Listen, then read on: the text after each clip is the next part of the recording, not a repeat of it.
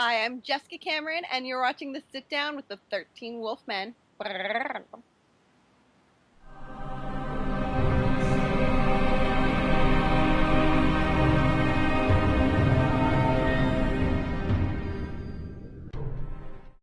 Hey everybody, it's the 13th Wolfman. You know what today is? Today is day 3 of the 31 days of Halloween.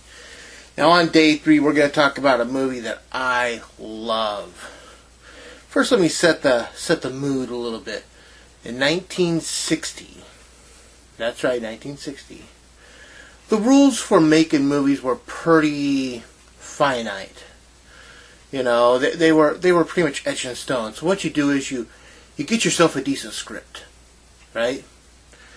Next, you get yourself a star to be attached or semi-attached to the movie, some kind of semi-commitment. That way you could take the script and the star to the studio and sell it. You know, this is what I have, this is who I have, give me some money. And, you know, so you do that and you take it to the studio and they look at what you have and who you have and they go, okay, here is set amount of money, go make me a movie. You see, they want you to, they want the star that's attached to sell the movie to the audience, you know, to get it to come into the doors and watch this movie and engage.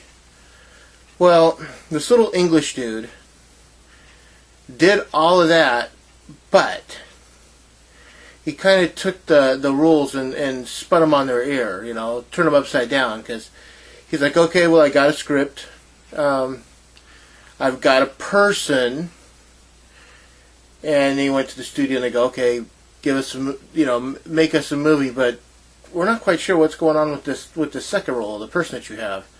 Oh, don't worry, she'll get everybody in the door. So if you're not quite sure what I'm talking about, the movie is Psycho, and the person is Janet Leigh. So he gets Janet Leigh to commit, and then he kills her off in the first half hour, 45 minutes of the movie. You don't do that. You know, this is the person supposed to sell the movie to the audience. So he kills off the main star, and then everybody else that's in this movie, they're not quite as known as Janet Leigh. I mean, Vera Miles, Martin Balsam, you know, Anthony Perkins, he's barely known at the time. So these are the people that are supposed to carry the rest of the movie for you? Wow. So since then, since 1960, this idea, you know, has been used over and over. Most famously, you know, after Psycho, it was used in Scream. You know, they got Drew Barrymore to commit to making this to making Scream, and they killed her off in the opening. You know, so people are like, just a second, I'm here to see a movie with Drew Barrymore. You know, and you kill her off, and now all I have is David Arquette and the chick from Party of Five.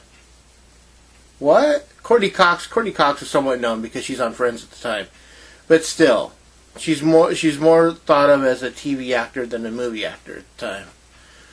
But so Psycho, you know, that's just another example of them using this idea. So Psycho, man, I love this movie. This, like I said, it came out in 1960, black and white.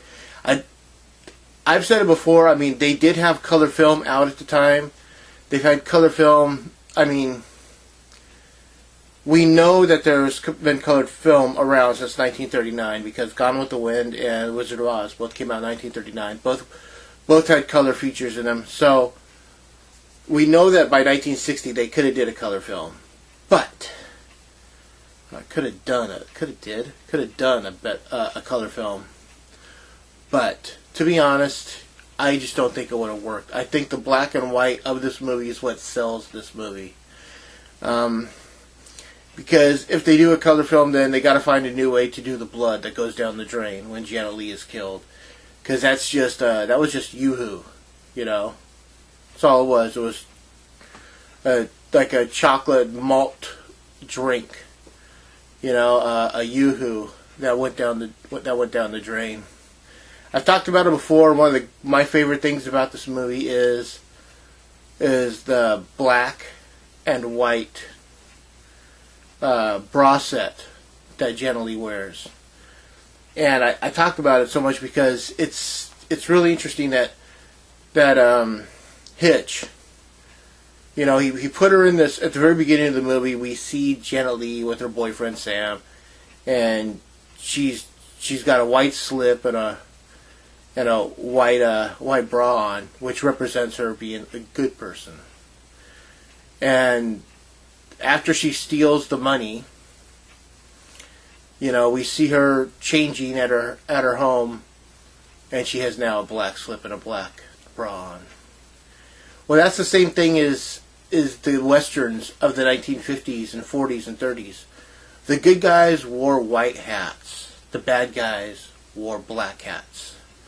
So the minute she stole the money, she went from being a good person to a bad person, and Hitch did the same thing. Just made her good or bad represent the color of bra she's wearing. From white to black. Always thought that was such a cool idea about this movie. The movie's well acted, well put together. It's probably one of my favorite Hitch films of all time, along with The Trouble with Harry, Vertigo, Lifeboat. I mean, he just had a knack for making really interesting movies. The characters are so well developed. There's nothing really bad about this movie. I can't really sit there and go, well, they should have did this different. They should have did that different. Because I don't think they should have. I think everything that they did with this movie was spot on. And it's just, like I said, it's one of my favorite movies of all time. Not just a favorite Hitchcock film, but a favorite movie of all time. So that's all I have to say about the movie Psycho on the 31 Days of Halloween, Day 3. If you want, go ahead and comment, like, subscribe, share, and comment. I always comment. I always want to hear what you have to say. And with that, I'm the 13th Wolfman. Of course, I'm on the prowl.